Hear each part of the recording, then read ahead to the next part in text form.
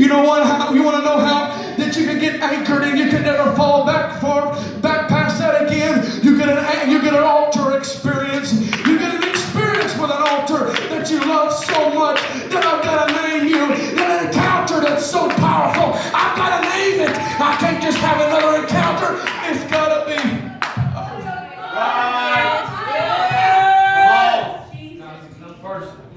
You're a preacher. Altar experience. Sir. Yes.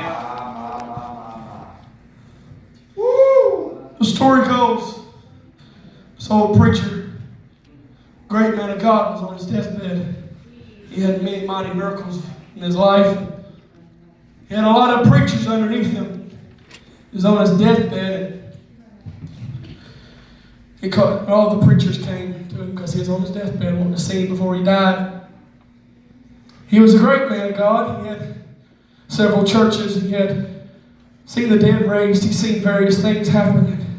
They all came to see him on his deathbed. He had the nurse to lay out some things that he was going to let his other ministers take.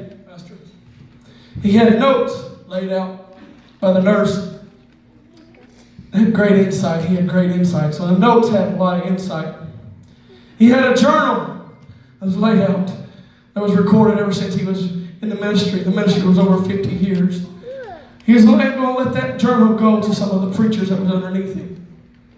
He had the notes with great insight. He had that journal that had all the messages that he ever preached from a young boy up to now. Some of the messages he never even preached. And then he had all straight out. He wrote in that journal. He had a Bible that he had ever since he was called to preach, and his pastor gave him that Bible. He kept it all them years, and he had highlights of various things to reference back. And like I said, he had great insight to things. And that Bible had all that stuff in there, references to various scriptures and how we can tie it together. He had tapes, numerous tapes of messages he preached.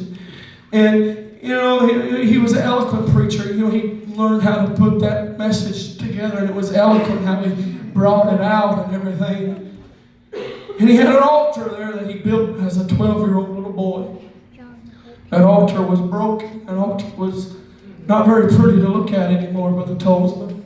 The nails had started backing out of the altar, and he built out of just 4 little boards, Pastor. Then preachers came, and they quickly took the notes.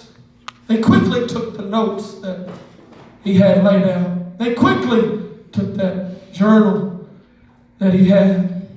They quickly took that Bible with all them references in it. They quickly took the tapes of how he eloquently put the messages together. The last preacher walked in.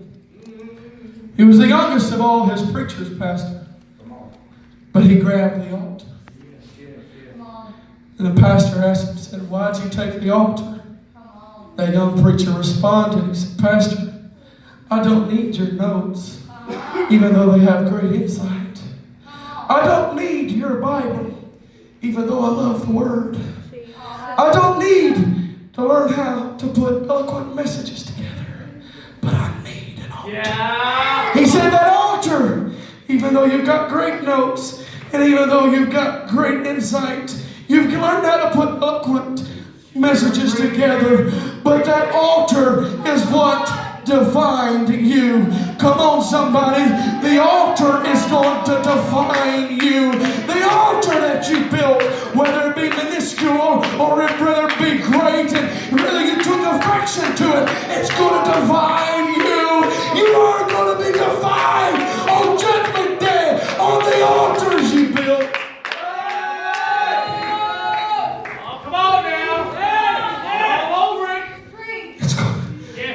You are nothing more than the sum total of the altars that you've encountered in your life, whether it be many or whether it be few. You better make them count. You better make them count, because the devil is a roaring lion seeking whom he may devour. And if you ain't attached to the altar, you will be lost.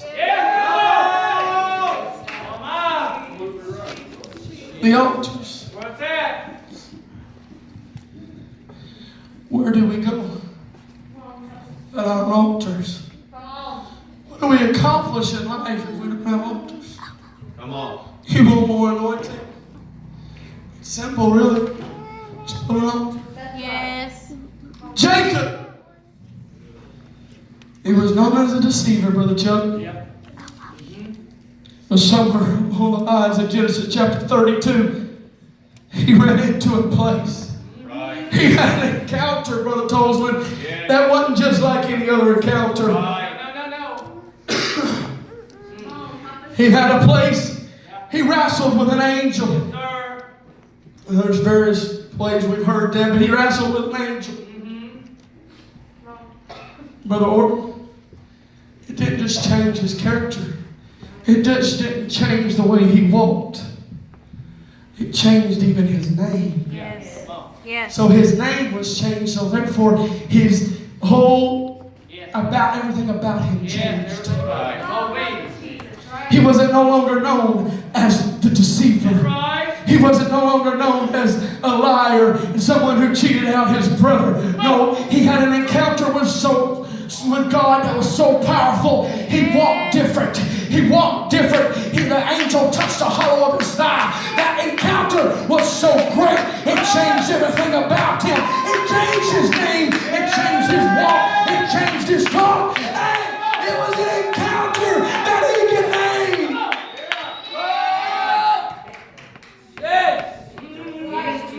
It was an encounter that he could name. Let's raise our hands. The Shekinah glory is in this place. Come on, it's here to meet some people's needs. It's here to answer anything you've got. You know what he's calling for? He's calling for TAC to build some altars that can be named.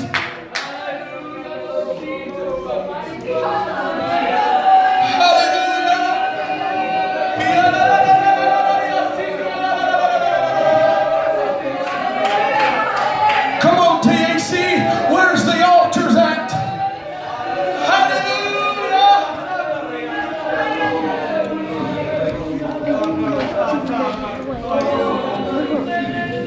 Noah, his altar was so powerful. He had that rainbow that was put on the sky. That wasn't to remind Noah of the promise that God made him. No, the rainbow was for God to remember Noah's altar. These altars are open. Come on. I ain't got to give an altar call, but do you want to have an encounter that you can name?